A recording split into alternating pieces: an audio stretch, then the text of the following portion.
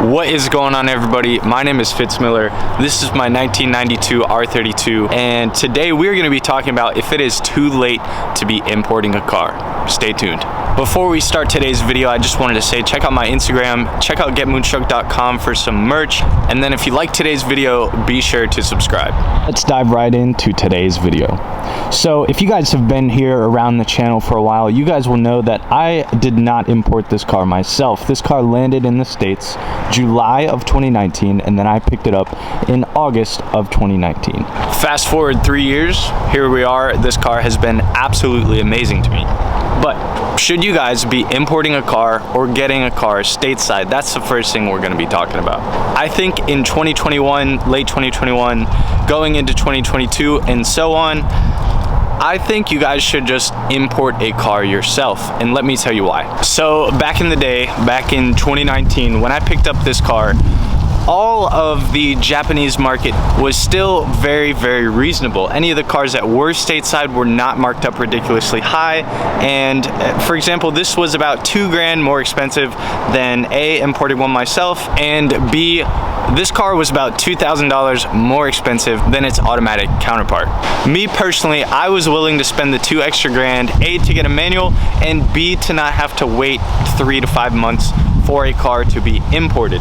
Unfortunately, now since COVID and the market and the popularity of these cars, the prices have skyrocketed. Your chances of getting one stateside for a decent price have absolutely plummeted.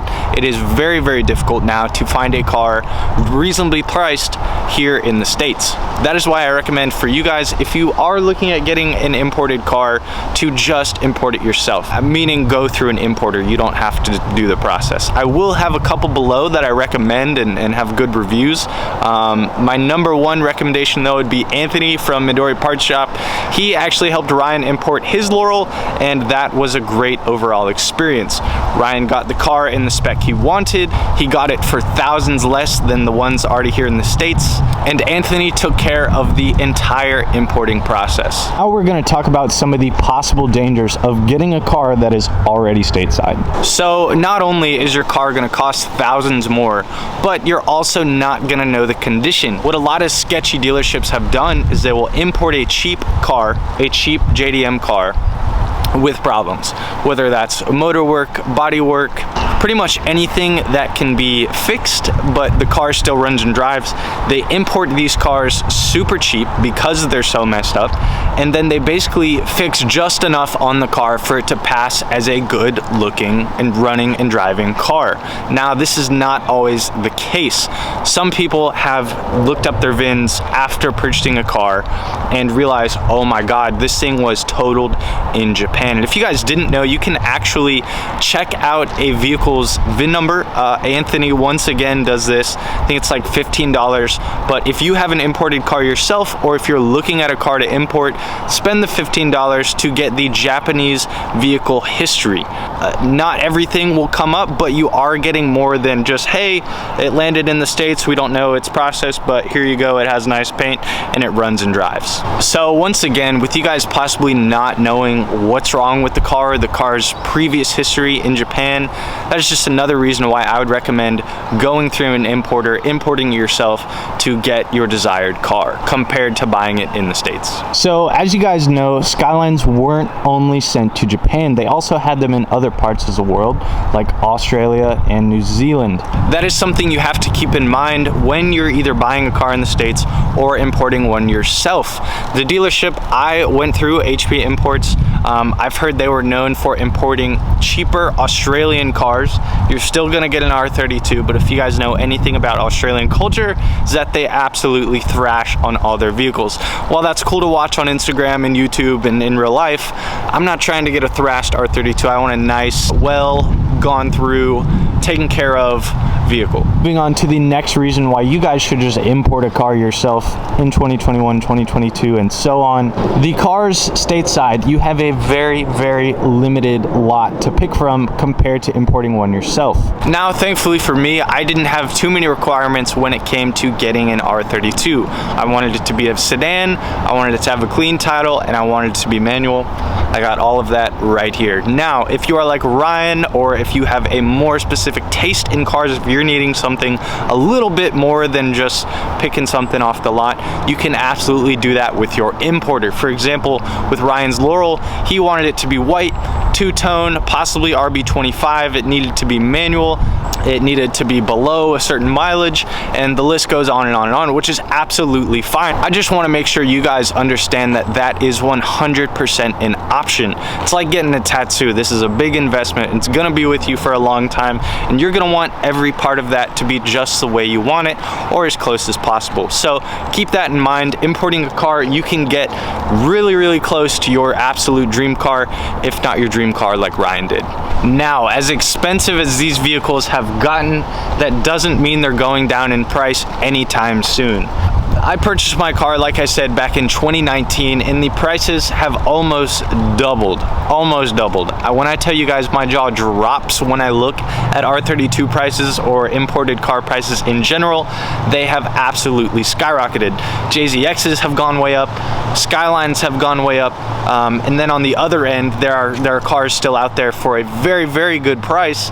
Glorias, for example, and other cars that aren't as sought after, aren't as mainstream. You can still get into a Japanese car, you can get into a JDM car for not a whole lot if you know what to look for. I'd say probably one of the main reasons you guys should import a car yourself, go through an importer, versus buying one stateside is gonna be the price. I touched on this a little bit earlier in the video, but the amount of money you guys are gonna be able to save just by waiting the 3 to 6 months to get your car in, it's unbelievable. Ryan probably saved somewhere around $6,000. I'm gonna say $4,000 to $6,000 just because he imported it himself. Not only did he save $4,000 to $6,000, but he also got it in his dream spec with everything else he wanted. The deal you get when importing yourself goes way beyond the 3-month time period that you're gonna have to wait to get your car in. Another reason to just go ahead and import a car yourself versus buying one here in the States is the financing programs available. Yes, while the majority of dealerships and importers with cars already in the States have financing programs available, if your car is taking 3-4 months to get into the States and you are going to be financing your car, that gives you an extra 3 to 4 months to either save up what you spent or save up for the rest of it when it lands stateside. Now, while importing a car versus buying one already in the States is a better option in my opinion, there are still a couple things that you guys need to be wary of. Your first thought, and rightfully so, is probably that, hey Fitz, why am I buying a car sight unseen? That's scary. That's absolutely terrifying, especially if you're having to put half of the money down. But don't let that scare you. If you guys are going through a reputable importer, there shouldn't be any problems seeing the car driving, running all the way across the pond. If they deny any of that, if they don't want to send you pictures of the car or anything, just move on, find somebody else, find somebody that is going to take care of you. Now, I get it, committing to a car sight unseen is terrifying, but as I said before, going through a reputable importer is the key part here, because while it is scary, it is also going to save you thousands and thousands in the long run. All right, I've been sitting here walking around this car and teasing you guys with it the entire time. Let me give you a little walk around to end off this video. So around the rear, we got blast pipes, we got some sort of rear bumper cover, we have style 2 tails where the body line actually continues through the taillight itself. I did have to purchase a wiper arm as it did not come with one, and I really wanted it. That is one of the coolest pieces of this car in my opinion. A lot of people just delete them, but I absolutely love mine. You guys can tell we got the white on gold hardware Meisters. We have PMU two-piece rotors all the way around. We have Vertex skirts. We have a sedan hood, but with an aftermarket fiberglass vent. And we have a GTR front end. We have GTR fenders. We have GTR front bumper. We have GTR lip, as well as GTR corner lights. As for suspension on this thing, I have D2 Racing coilovers. I have GK Tech upper and lower arms, and I've welded extended front lower control arms. Other than that, here she is. This thing's a beast. Let me show you the inside. So as you guys can see, we have 5% on all of the side windows and 20% on the shield. I have a thrash wheel, a likewise knob, Nismo gauge cluster, recently installed the Starlit ceiling. We have a GTR passenger seat and a Recaro driver's seat. Nothing too special, not the most spacious, yet a very comfortable interior. Nothing too crazy going on under the hood of this car. We have a mostly stock RB20, intercooler piping, intake, and a couple other little bits as well. This thing has been absolutely reliable, and I want to keep it that way. All right, y'all, well, that's gonna be about it for why you should be importing a car versus buying one stateside.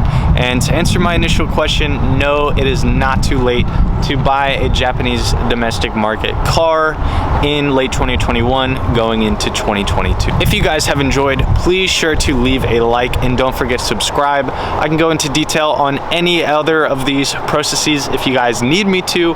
If you guys have any questions, be sure to drop them down in the comment section below. The number one thing you guys can do for me to help me out, help the channel out, is just let one friend know. Pick one friend if you are enjoying the channel. If you think it is something that they would also like and enjoy, please do so. Share the channel. Let's get to 7,000. Let's get to 10,000. In a couple years, let's get to 100,000. Thank you guys so much for watching. This has been Fitz Miller in the R32, back here with another video. I will see you guys in the next one.